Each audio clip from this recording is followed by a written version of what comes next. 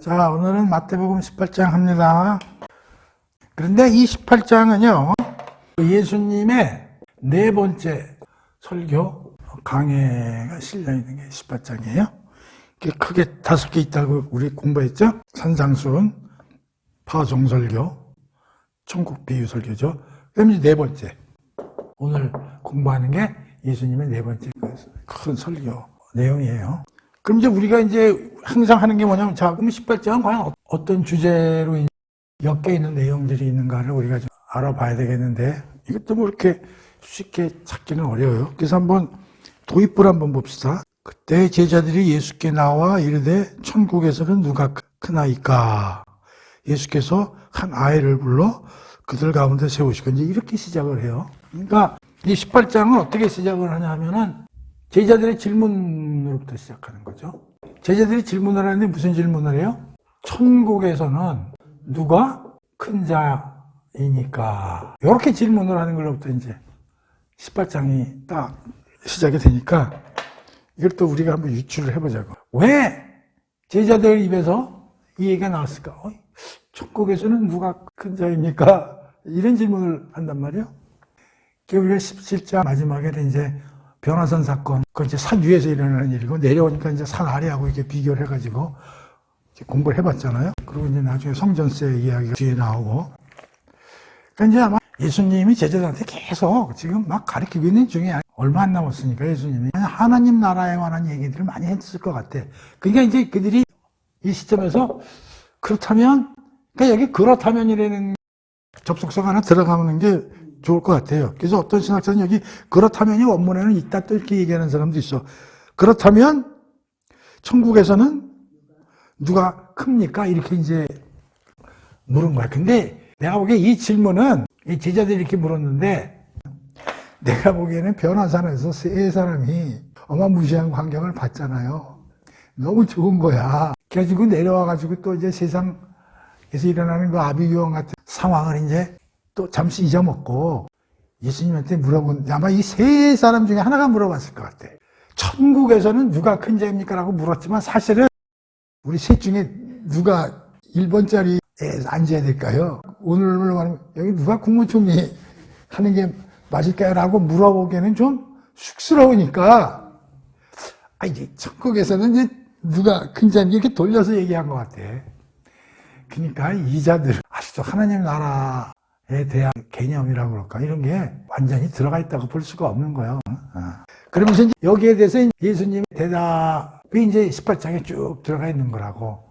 그렇다면은 제자들의 질문에 천국에서는 누가 큰 자입니까? 라는 이 질문이잖아요. 그러니까 18장에서는 어떤 주제가 예수님의 입을 통해서 진행이 되는가 보면 이런 것 같아요. 천국, 즉 하나님의 나라죠. 그렇지, 천국 하나님의 나라에서는 어떤 가치, 어떤 특질을 갖고 있는가에 대해서 좀 더 가르치셔야 되겠다는 생각에서 설교와 강해를 18장에서 하시지 않았냐. 그래서 우리는 이 주제를 어떻게 봐야 되냐면, 하나님 나라에서는 도대체 어떤 가치와 어떤 특질들이 존재하는가에 대한 주제라고 우리가 유추해 볼 수 있다 이거예요. 제자들이 천국에서는 누가 큽니까? 라고 물은 거에 대한 야단 맞았겠죠.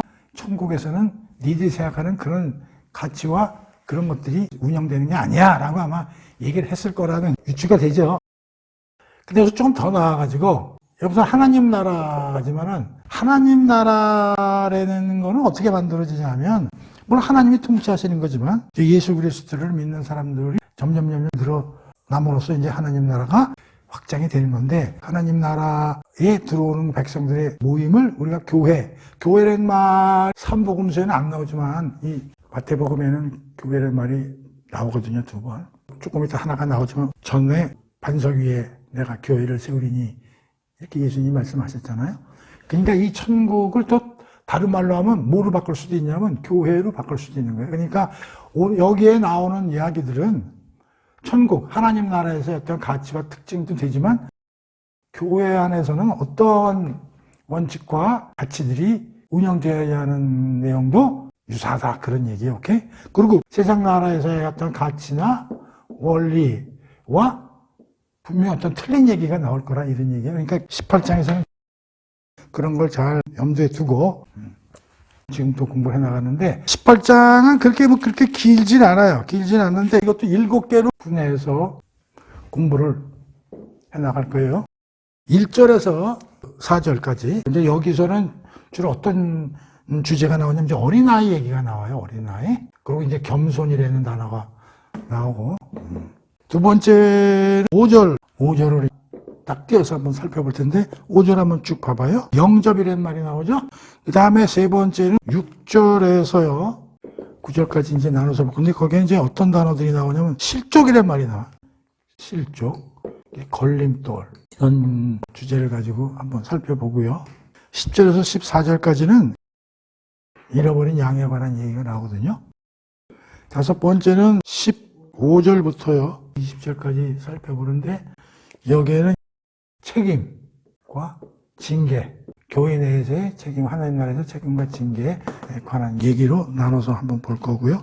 그 다음에는 21절에서 22절까지 뭐가 나오냐면 베드로가 이제 예수님께 그러면 내가 죄를 범하면 몇 번이나 용서를 할까요? 이렇게 질문을 하거든요. 그래서 이제 용서에 관한 공부를 좀 해보고요. 그 다음에 23절에서 35절까지는 그 악한 종 이야기 예수님이 비유로 얘기를 하나 하시거든요. 그래서 18장은 이렇게 몇 개 기준은 안 되지만 쭉 읽고 이제 얘기해도 되는데 이렇게 좀 분리해서 봐야 딱딱 이게 주제가 뭔가 이렇게 우리가 알기가 쉽기 때문에 7개를 또 놓아서 공부를 해보도록 하겠습니다. 그 변화산에 올라갔다 내려오더니 그게 얼굴에 생생생생 하는 거야. 야, 이게 좋구나. 앞으로 예수님이 이런 나라를 조만간에 만드시겠구나. 이렇게 생각한 거야. 3명을 데리고 갔으니까 둘 중에 하나가 좀 좋은 자리 갈 것 같은데 그래서 누가 제일 좋은 자리를 맡아야 될까라고 묻긴 참 뭐하니까 천국에서는 누가 제일 큰 자입니까? 이렇게 우에서 연놈들이 아주 야곱바였어. 거기에 대해서 이제 예수님이 1절에서 4절이죠. 근데 예수께서 갑자기 그 얘기를 듣더니 그 아이 하나 데리고 와라 이렇게 얘기를 하는 거야. 누구 아이인지는 여기 안 나와 있는데 아이들을 딱 데려왔겠지. 이제 아이를 딱 세워놓고 이제 얘기를 하시는 거예요. 이르시되 진실로 너희에게 이르노니 너희가 돌이켜 어린아이들과 같이 되지 아니하면 결단코 천국에 들어가지 못하리라. 그러므로 누구든지 이 어린아이와 같이 자기를 낮추는 사람이 천국에서는 큰 자니라. 이렇게 이제 얘기를 하시는 거예요. 근데 잘 읽어보면 어때요? 제자들 질문하고요 예수님 응답 사이에 상당한 차이가 있는 걸 느낄 수 있어요. 발견 못하겠어요? 제자들은 뭐라고 그래요? 천국에서는 누가 큰 자냐 이렇게 물어. 그런데 예수님은 어떻게 대답하세요? 너희가 돌이켜 어린 아이들과 같이 되지 아니하면 결단코 천국에 들어가지 못하리라. 지들은 천국에 있는 거야. 이미 천국의 입장이 오케이 된 걸로 생각하고 얘기를 하는데 예수님은 무슨 소리야? 어린아이와 같은 그런 사람 아니면 천국에 들어가기가 어려울 텐데 이런 얘기니까 완전히 틀린 얘기죠. 근데 어린이를 딱 갖다 놨어요. 예수님이 어린이를 너무 좋아해가지고 어린이가 많이 나오는데 우리가 이제 어린이에 대해서 생각을 해봐야 되는데 여러분이 어린이라고 해서 어린이를 자꾸만 이거 어린이에 관한 얘기가 아닙니다. 사실은 어린이는 그냥 비유한 거지. 비유예요. 비유. 어떤 거에 대한 비유와 상징이지 어린이들이 얼마나 사악하고 얘네들은 간단찮아요. 그냥 어른들 머리 위에서 노는데. 근데 이제 이걸 알려면 이 당시 유대 사회에서 어린이를 어떻게 대우했는가를 잘 살펴봐야 돼. 이 당시에 어린이는 사실 사람 취급을 못 받았어요. 어린이가 어떤 특성을 안 갖든 그게 중요한 게 아니라 어린이에 대한 대우가 그 인격체를 보질 않았거든. 그러니까 만약에 어른들 얘기하시는데 애들이 들어온다면 야 저리가 그 걔네들은 남성 여성 가리지도 않고 야 이것들아 이거 어떻게 보면 그러니까 이거 저거 뭐 이렇게 취급받았다고 이거. 그리고 이건 비인격체야. 완성도가 아직 들떨어진다니까. 그러니까 어린이가 무슨 깨끗하다 마음이 순결하다 이런 차원이 아니고 어린이는 그렇게 대접을 받았다는 거죠. 그러니까 이 어린이는 뭐의 상징이냐면 무슨 걔들이 마음이 어떻고 그게 아니라 아웃사이더야. 아웃사이더. 그러니까 낮은 위치와 신분을 가진. 그래서 어떤 신학자는 롤리 포지션이 만약에 로가 낮다는 거거든. 이게 대접받지 못하는 계층. 그렇게 이제 대접을 받은 거고, 또 어린이 자체도 어떤 이제 의미가 있냐면, 내가 몇 개 적어왔어. 이 친구들은 자존심이나 교만, 또 어떤 설교자가 또 써놓은 거야. 뭐 기대감, 격상, 잘 돼 있는 거죠. 격상에 대한 욕망, 권리의식, 이런 것들이 가지고 있지 않은 걸 상징해서 이제 어린이로 예수님이 이제 데려와라, 이렇게 해가지고. 그러니까 스스로가 나는 뭐 희망도 없고 또 대우도 못 받고 이런 거에 대한 총칭으로서 어린이가 비유되는 거다. 그런 얘기예요. 오케이?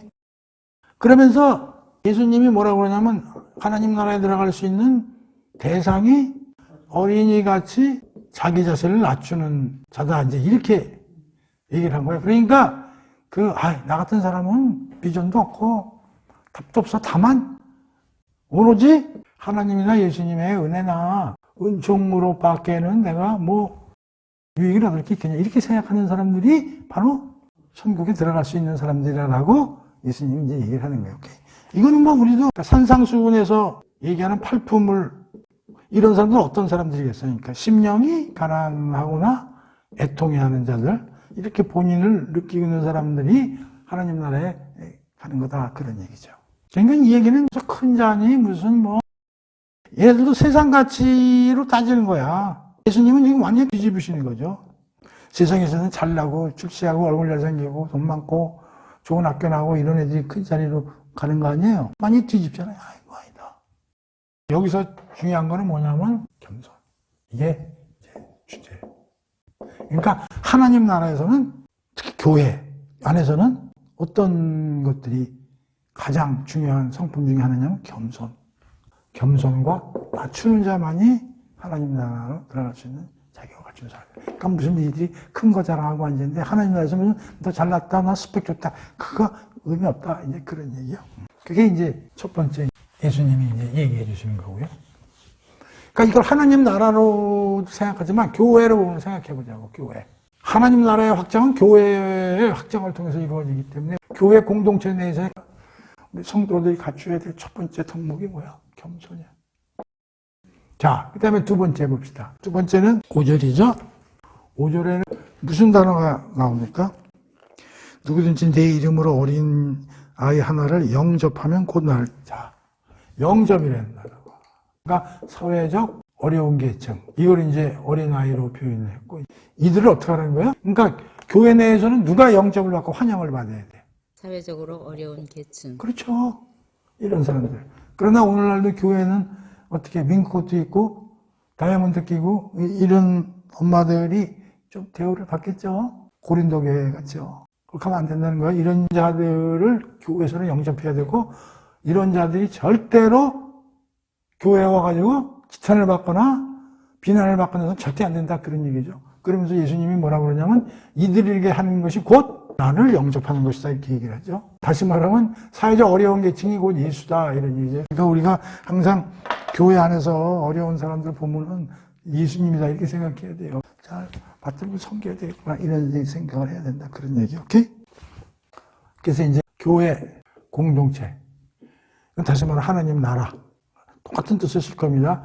그러니까 하나님 나라는 이런 사람들이 대접받고 높임을 받는 그런 것이다. 그 얘기를 이제 예수님이 해주시는 거예요. 건방지게 누가 큰 게 아니라 이렇게 얘기하는 애들에게. 자, 그 다음에 세 번째는 6절에서 9절이죠. 누구든지 나를 믿는 이 작은 자 중, 여기는 이제 작은 자라고 나오잖아요. 그러니까 그 위에서는 어린아이라는 얘기를 하면 여기는 작은 자라고 나와요. 그러니까 이 작은 자라는 건 뭐냐면 lowly position, 세상에서 대우를 잘 받지 못하는 사람을 이제 얘기를 하는 거란 말이에요. 그런 자들의 하나를 실족하게 하면 차라리 연자 맷돌이 그 목에 달려서 깊은 바다에 빠뜨려지는 것이 나으니라. 실족하게 하는 일들이 있음으로 말미암아 세상에 화가 있도다. 실족하게 하는 일이 없을 수는 없으나 실족하게 하는 그 사람에게는 화가 있도다. 만일 내 손이나 내 발이 너를 범죄하게 하거든 찍어내리거라. 장애인이나 다리 저는 자로 영생에 들어가는 것이 두 손과 두 발을 가지고 영원한 불에 던져지는 것보다 나으리라. 만일 내 눈이 너를 범죄하게 하거든 빼어버려라. 한 눈으로 영생에 들어가는 것이 두 눈을 가지고 지옥불에 던져지는 것보다 나으니라. 자, 핵심이 뭐야? 실족이죠. 우리가 살다 보면 실수도 하고 그러죠. 그리고 지금 우리는 세상 속에서 아직도 살고 있기 때문에 여러 가지 죄와 유사한 이런 일들을 우리가 일을 할 수도 있고, 또 여기서 말하는 작은 자들, 소자, 이 작은 사람들을 말이죠. 세상 속에서도 상처를 받지만 교회 다니면서도 굉장히 상처 많이 받는다고, 교인들 사이에. 그러니까 이 소자들 마음에 상처 주지 말라는 거예요. 괜히. 어떻게나 힘들어 죽겠어 온 사람들 환영을 받아야 되는데 그 사람들 괜히 뭐 상처 주고 말이지, 이렇게 하지 말라는 거야. 이렇게 되면 어떻게 된다고? 니들이 연자맷돌이라는 게 이게 맷돌 아니야? 그거 목에다 메고 빠져 죽으라는 얘기야. 그 다음에 어떻게 돼? 그것도 손발에 그런 일을 하게 되면 다 잘라버리라 이런 얘기 하잖아요. 이거 어디서 많이, 이거 산상수훈에서 눈 빼버리라는 얘기 나왔었죠? 마태복음요 5장 29절 30절 읽어볼게요. 만일 내 오른눈이 너로, 여기도 실족이 나오네. 너로 실족하게 하거든 빼어내버리라. 내 백체 중 하나가 없어지고 온몸이 지옥에 던져지지 않는 것이 오히려 유익하며, 만일 네 오른손이 너로 실족하게 하거든 찍어내버려라. 내 백체 중 하나가 없어지고 온몸이 지옥에 던져지지 않는 것이 유익하리라. 여기도 그랬죠? 그러니까 우리도 산상수훈 공부하면서 육체적 건강보다는 건전한 영혼, 마음, 이게 훨씬 중요하다고 그랬지 않습니까? 그러면서 어떻게 되죠? 죄의 문제를 언급하잖아요. 그러니까 형제들을 죄 짓게 유인하거나 너희들 스스로 죄를 짓는 것은 안 된다, 그런 얘기예요. 그러니까 여기서 중요한 게 뭐냐, 남들에게 죄를 짓는 거는 그들을 실족하게 하고 그들의 걸림돌이 되게 하는 거니까 하지 마라. 이건 좀 이해가 되는데 이게 중요해. 여기 뭐라고 그랬냐면 8절이요. 내 손이나 내 말이 너를 범죄하게 하거든. 너를 범죄하게 하거든. 그러니까 너희들이 죄를 짓는 것도 이들을 실족하게 하는 것이다, 이런 얘기예요. 왜냐하면 내가 죄를 범한다는 얘기는 그건 뭐냐면 이게 오염이 돼가지고 상대방을 잘못되게 하는 그러한 일들이 벌어진다는 거예요. 그러니까 우리들이 죄를 범하는 건 나 하나 개인적인 문제가 아니라 이것이 공동체 내에서의 다른 사람들에게 영향을 미친다, 그런 얘기죠. 내가 무슨 죄를 하나 지면 내 개인적인 문제로 끝나는 게 아니라 이게 큰 죄는 사회적인 문제로 확장이 되고 내 주위, 가족, 내 동료를 더 힘들게 하는, 그렇게까지 이게 확장이 되거든요. 이게 죄 문제에 대해서 예수님이 강하게 얘기를 하시는 게 죄 짓지 마라. 그러니까 지금 이거는 그 제자들한테 하는 얘기거든요. 그리고 앞으로 하나님의 나라와 이제 교회의 공동체가 이제 세워질 텐데, 교회 공동체 내에서는 개인의 구원도 중요하지만 공동체 전체가 중요하잖아요. 그러니까 너 하나가 죄지면 나머지 사람들이 오염을 받아가지고 힘들게 되고 실족하게 된다는 거예요. 그러니까 조심해야 된다. 이제 그걸 얘기를 하시는 거죠. 그래서 이제 6절, 9절을 좀 요약을 해본다면 1.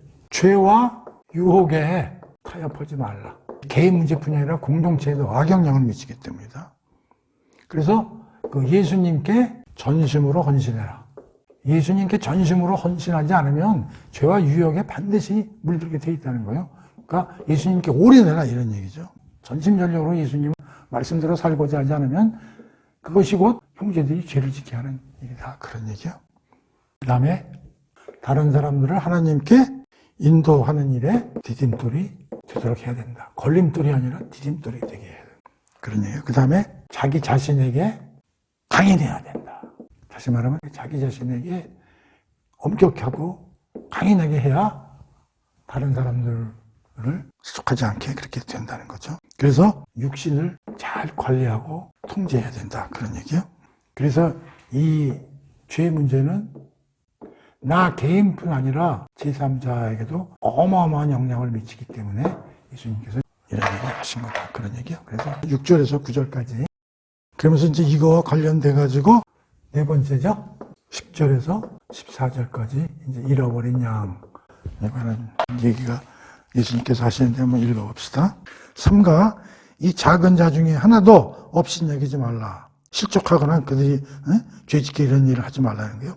너에게 말하노니 그들의 천사들이 하늘에 계신 내 아버지의 얼굴을 항상 배옵느니라. 그들에게 그들을 관리하는 천사들이 항상 그들을 쳐다보고 있고 그들에게 무슨 일이 벌어지면 니네 큰일 난다 이제 이런 얘기예요.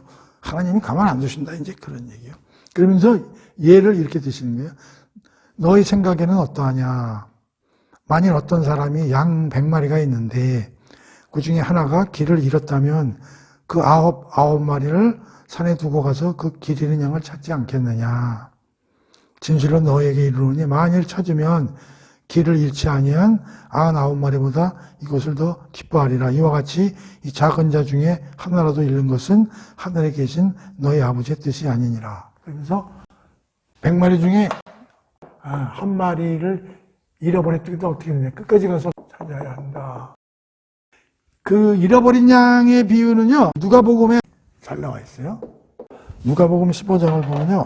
근데 여기에는 세 가지가 패키지로 나와요. 15장에는 첫 번째는 잃어버린 양이 나오고요. 이게 이제 우리가 마태복음에서 본 거하고 내용이 비슷한. 그 다음에 또 어떤 게 나오냐면 18절에서 보면 뭐라고 그래요? 잃은 드라크마. 그다음에 세 번째는 뭐가 나오냐면 그 유명한 강자의 비유죠. 잃어버린 양은 뭐냐면 동물 얘기죠. 드라크마 이거는 무생물이에요. 이거는요 사람이에요. 이 드라크마가 뭔지 알아요?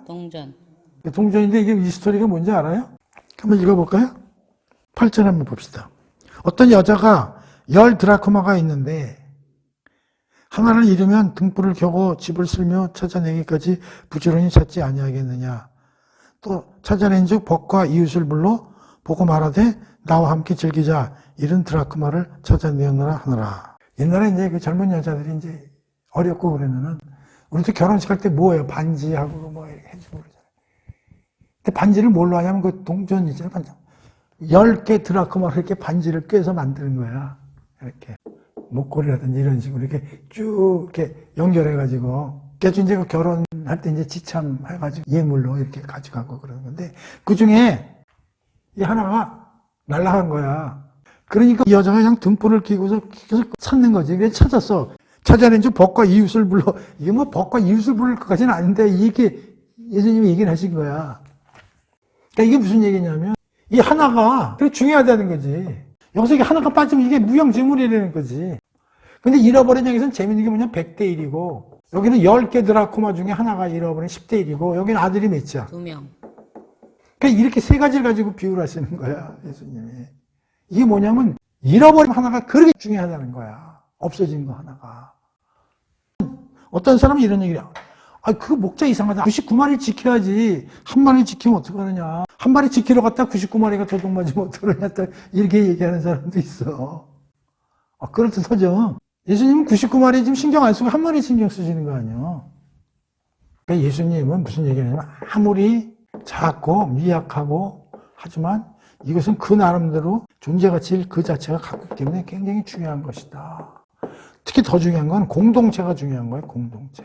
100개 중에 99개 있고 하나 없다고 그래서 이 공동체는 완벽하지 않다. 그런 얘기예요. 완벽해야 된다는 거예요. 뭐든지 10개가 이건 딱 있어야 되고 아들 둘이 다 잘 돼야 되고 양도 100마리가 다 온전히 존재해야 그 공동체로서의 역할을 하는 것이지 거기에 이가 빠지면 그게 무슨 의미가 있느냐. 그래서 이것은 작은 거 하나라도 중요성을 강조하는 것도 있지만 예수 공동체, 즉 하나님 나라, 즉 교회는 하나됨이 중요하다는 거예요. 여기서 한두 개가 뭐 잘못됐다고 해서 괜찮지. No! 아니라는 거예요. 공동체 전체가 제대로 건강하고 온전하게 돌아가야 된다는 것을 예수님이 얘기하시는 거예요. 그러니까 이게 굉장히 중요한 거예요. 우리 세상에서는 뭐가 중요해요? 대다수 50% 이상 최대다수의 최대 행복. 많은 사람들이 행복을 누리면 괜찮은 거 아니냐. 과반수가 넘자니 괜찮은 거 아니야. 우리 세상은 그렇지만 예수님은 그렇게 생각 안 하시는 거예요. 하나 빠졌다 이가 그 문제라는 거지. 오케이? 그 다음에 이제 15절에서 10절인데 이거는 책임과 징계, 원징. 읽어볼게요. 네 형제가 죄를 범하거든 가서 너와 함께 그 사람과만 상대하여 권고하라. 만일 들으면 네가 네 형제를 얻은 것이요. 만일 듣지 않거든 한두 사람을 데리고 가서 두세 증인의 입으로 말마다 확증하게 하라. 만일 그들의 말도 듣지 않거든 교회의 말하고 교회의 말도 듣지 않거든 이방인과 세리와 같이 여겨라. 진실로 너희에게 이르노니 무엇이든지 너희가 땅에서 매면 하늘에서도 매일 것이요 무엇이든지 땅에서도 풀면 하늘에서도 풀리리라. 진실로 다시 너희에게 이르노니 너희 중에 두 사람이 땅에서 합심하여 무엇이든지 구하면 하늘에 계신 내 아버지께서 그들을 위하여 이루게 하시리라. 두세 사람이 내 이름으로 모인 곳에 나도 그들 중에 있느니라. 요게 생뚱맞는 게 들어간 것 같은 이제 그런 내용이 들어가는데, 지금 공동체가 굉장히 중요한 얘기 대두가 되고 있는 게 18장의 공동체. 아까도 얘기했지만 하나님 나라 얘기지만 이것은 다시 말하면 교회 공동체로, 교회 공동체가 확장해서 하나님 나라로 가는 거니까 교회 공동체에 관한 얘기다, 이런 얘기예요.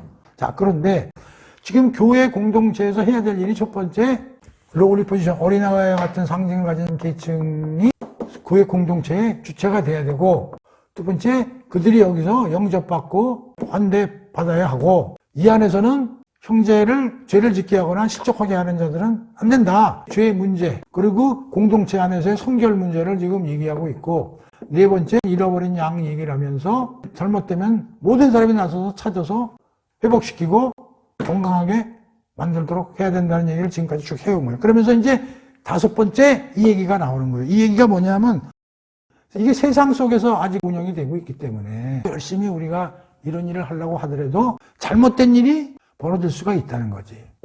A라는 사람이 죄를 질 수도 있고 어려운 사람들을 실족시킬 수도 있고 그런 일이 벌어질 수도 있다. 이럴 때 어떻게 대처해야 되냐에 대해서 예수님이 얘기하시는 거예요. 대처를 잘해야 된다. 이것은 오늘날 우리 교회 내에서도 굉장히 중요한 얘기예요. 근데 첫 번째 어떻게 하라고 예수님이 말씀하시냐면, 어떤 사람이 이런 일을 벌인 걸 내가 알게 됐어. 그러면 대면하라는 거예요. 혼자 가서. 대면하라는 게 찾아가라는 얘기예요. 그러니까 찾아가지도 않고 다른 사람한테 퍼뜨리고 이러지 말라는 거예요. 그러니까 직접 가서 그 사람을 만나라는 거예요. 만나가서 자초지종을 얘기하고 잘 해보라는 거예요. 당신뿐만이 아니라 교회 전체에 문제가 있으니까 그런 일 앞으로 좀 안 해줬으면 좋겠다. 이렇게 대면해서 하라는 거예요. 두 번째. 근데 그 사람이 들으면 다행이고 그 사람을 돌이키겠으니까 얼마나 기쁜 일이야. 그런데 잘 안 될 수도 있다. 그러면 두세 명이 같이 가라는 거예요. 근데 이 두세 명은 우리가 알다시피는 그 유대인들이나 히브리인들은 항상 증인이 필요하잖아요. 둘 내지 세 사람이 가서 얘기를 하면 아무래도 좀 무게가 실리니까 가서 잘 회의해보라는 거죠. 그런데 또 안 들을 수도 있잖아. 그럼 어떻게 해야 돼? 교회에 약간 좀 넓게 오픈을 해서 좀 하고, 모든 신도가 다 모이는 데서 무슨 까발리는 게 아니라, 예를 들면 목사라든가 장로라든가 교회 내에서 좀 덕망이 있는 이런 사람들에게 알려가지고 하라, 이런 뜻이지. 지금 뭐 수천 명 앞에서 마이크 잡고 야 너 나와 뭐 이런 건 아니지. 그 다음에 이런 데도 안 되면 어떻게 하라는 거예요? 추출하라는 거예요. 다시 말하면 그들을 뭘로 대하라는 거예요? 이방인과 세리로 취급하라는 거예요. 예수님이 이렇게 얘기한 거예요. 이게 절차예요. 그런데 이걸 읽으면은 굉장히 야 무섭다. 그거 뭐 교회 다니겠나? 뭐 이런 생각이 들잖아요. 이게 잘 해석해야 되는 거예요. 지금 가장 중요한 게 뭐냐면 공동체예요. 공동체의 성결과 하나됨이 제일 중요하다고. 이게 목표예요. 그러니까 공동체가 항상 어떻게 건강하게 유지되는 게 제일 중요한 거예요. 왜냐하면 이걸 그냥 내버려두면 난리가 먹어 그냥 오염이 되고 전탕질이 일어나면 안 되니까. 그 대신에 어떻게 하라는 게 되게 신중하게 하라는 거예요. 이게 뭐냐면 꼭 삼심제 같이 이들을 이렇게 하는 목적은 뭐냐면 이들을 회복시키고 회개하게 해가지고 다시 공동체 안에서 건강을 유지할 수 있도록 돌아오도록 하는 게 목적이지 그들을 잘라내는 게 목적이 아니라는 사실을 정확하게 이해를 해야 된다, 그런 얘기예요. 그리고 설령 이방인과 세리같이 취급을 하라고 그러더라도 아예 버리고 남을 나라 하지 말고, 이방인과 세리를 예수님은 어떻게 하셨어? 그들을 예수님이 하나님 백성을 만들잖아. 그러니까 이들을 일시적으로 이렇게 됐더라도 계속 관찰해가지고 이들이 회개하고 회복하도록 항상 노력을 하고 그들이 돌아올 때는 받아줘야 돼, 안 받아줘야 돼? 받아줘야 된다는 얘기예요. 근데 이거를 우리는 보통 권징 그래요. 교회에서의 어떤 사람은 징치 뭐 이렇게 말로도 쓰는데, 근데 우리 교회에서 이런 거 합니까? 안 한다고. 난 그게 문제라고 생각하는 거예요. 교회에서 이걸 안 해. 교회는 사랑. 교회는 사랑으로 뭉친 집합체니까. 아이, 그거 좀 웬만큼 눈에 거슬리더라도 내버려 두지. 이런 생각을 많이 한다고. 근데 그렇지 않아요. 그걸 그냥 내버려 둘 때 부작용이 더 많다고. 그래서 우리는 사랑으로 포용을 하되 어느 정도 문제가 있으시면 반드시 이런 절차를 거쳐야 돼요. 그걸 우리 권징이라고 그러는데 잘 안 해요. 우리가 자식도 잘못하면 야단치잖아요. 교회도 마찬가지라는 거지. 너무 강하게 율법주의적으로 군대 조직같이 해서도 안 되지만 이렇게 무한정 방치하고 방조하고 문제가 생겼는데도 그거를 모른 척하고 이거는 하나님의 공동체의 건강 유지하기 위해서는 이거는 반드시 필요한 건데 오늘날 우리나라 교회에서 이게 잘 안 돼요. 예수님은 강력하게 이 얘기를 하신다고. 그 뭐 때문에 그러신다? 하나님 나라의 성결함과 건강함을 유지하기 위해서 피치 못하게 하는 거고 그렇게 할 때 이러한 여러 가지 다단계적인 절차를 통해서 사랑과 겸손과 그들을 회복시키고 회개시켜서 다시 공동체 안에서 자기의 롤을 열심히 할 수 있도록 하기 위해서 이렇게 하라는 거지 그들의 목을 치기 위해서 내적 교회에서 하는 건 아니다 하는 거는 정확히 우리가 이해를 하고 이 규정을 받아들여야 된다 그런 얘기요. 그래서 내가 3원칙을 한번 생각해 봤어요. 권징할 때 항상 기도 안에서 예수님 말씀 안에서 성령 안에서 반드시 이런 베이스 위에서 해야 된다. 그래서 무슨 얘기가 나와? 뒤에 두세 명이 모여서 항상 기도를 하면 예수님이 거기에 임재하셔서 거기 다시 역사하시겠다 그런 얘기 아니야? 이것은 기도에 관한 기절이라기보다도 교회 공동체가 건강하게 유지될 수 있도록 그걸 위해서 두세 명의 신도들이라도 작은 숫자라도 모여서 야 우리 교회 이거 좀 문제가 있는데 어떻게 해결할까? 그리고 저 사람 좀 회개하고 돌아왔으면 좋겠는데 이렇게 하기 위해서 중보기도나 이런 걸 할 때 예수님도 같이 해서 역사하겠다 그런 의미로 받아들여야 된다. 그래서 여기서 권징 문제에 있어서 어떻게 돼? 기도로 말씀 안에서 성령 충만으로 이 문제를 접근해야 된다 하는 그런 얘기예요. 그 다음에 이제 21절에서 여섯 번째죠. 22절이죠. 용서. 그때 베드로가 나와 이르되 주여 형제가 내게 죄를 범하면 몇 번이나 용서하여 주리이까? 7번까지 하오리까? 예수께서 이르시되 내게 이르노니 7번뿐 아니라 7번을 70번까지로 해라. 이 용서 이게 참 어려운 문제인데요. 사실은 나한테 좀 싫은 소리하고 해코지 한 사람 용서하는 게 너무 어렵잖아요. 이거 어렵잖아요.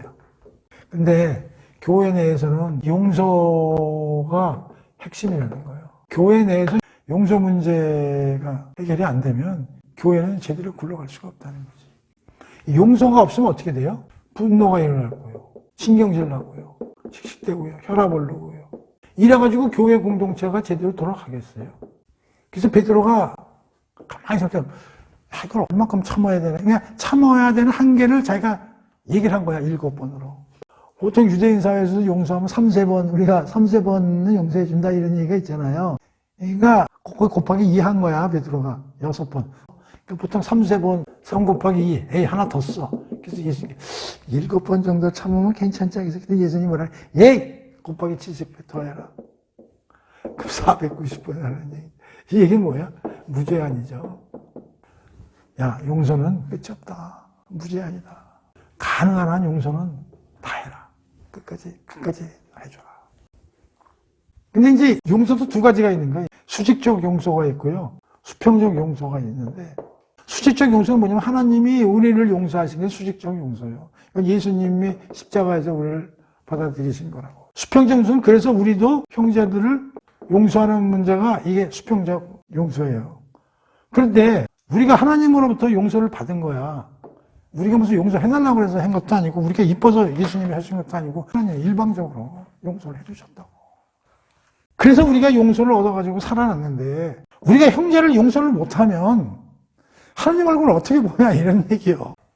그러니까 내가 저 형제를 마음속으로는 받아들일 수 없더라도 십자가를 보면 받아들일 수밖에 없다는 얘기예요. 그래서 이 용서 문제는 우리를 어디로 끌고 가냐면 예수님의 십자가로 끌고 간다 이런 얘기지.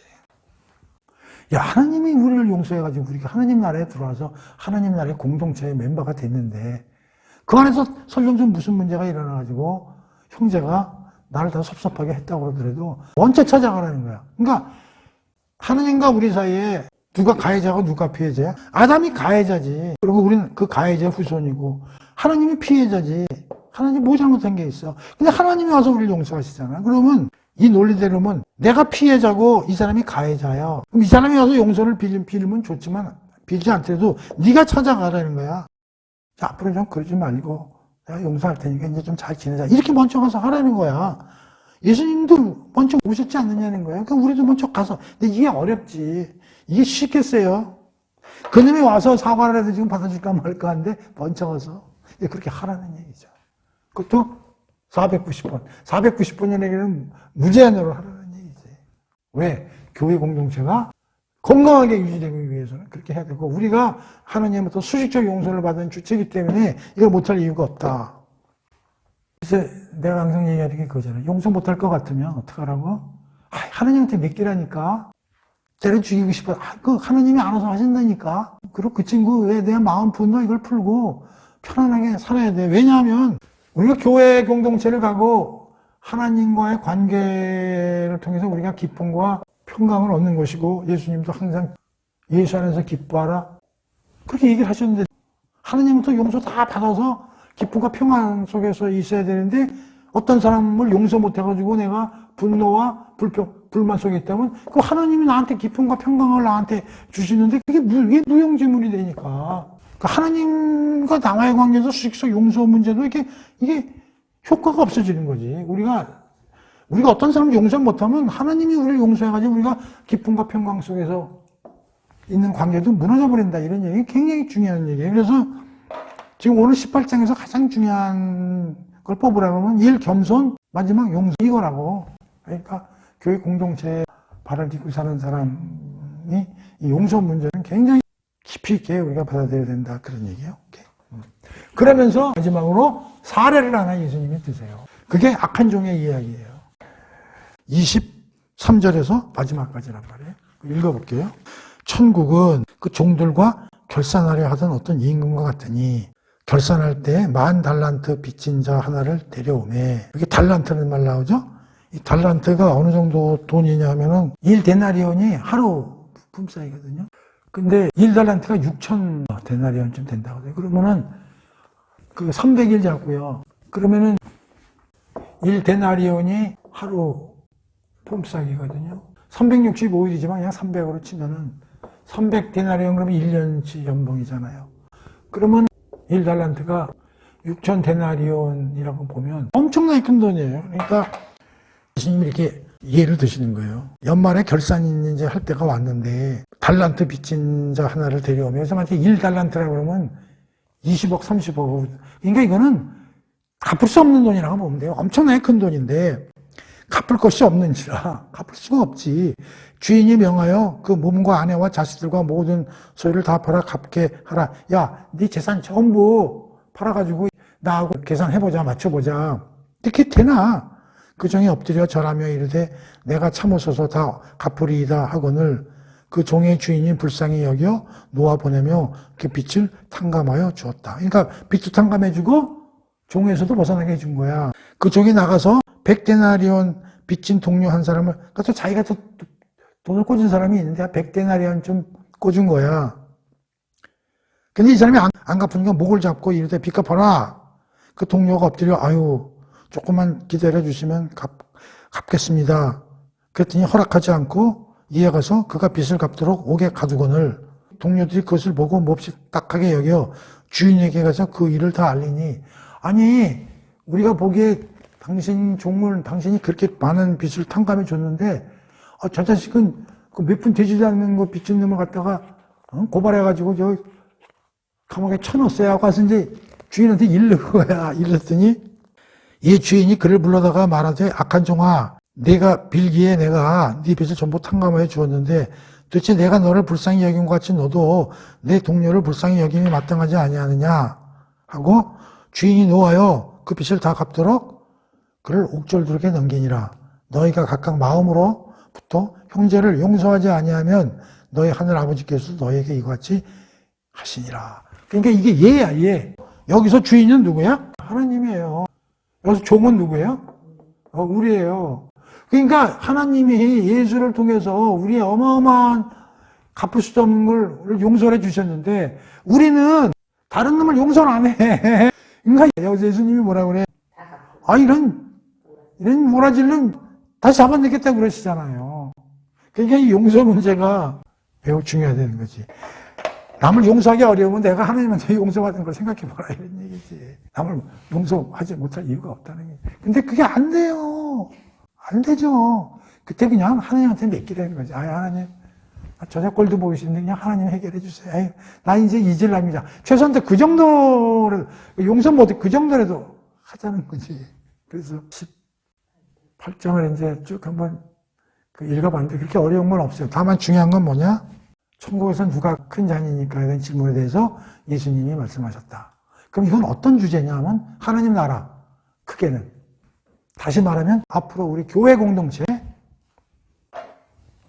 그래서 난 이걸 교회란 말을 일단 안 쓰고 하나님의 God's new community 또는 society.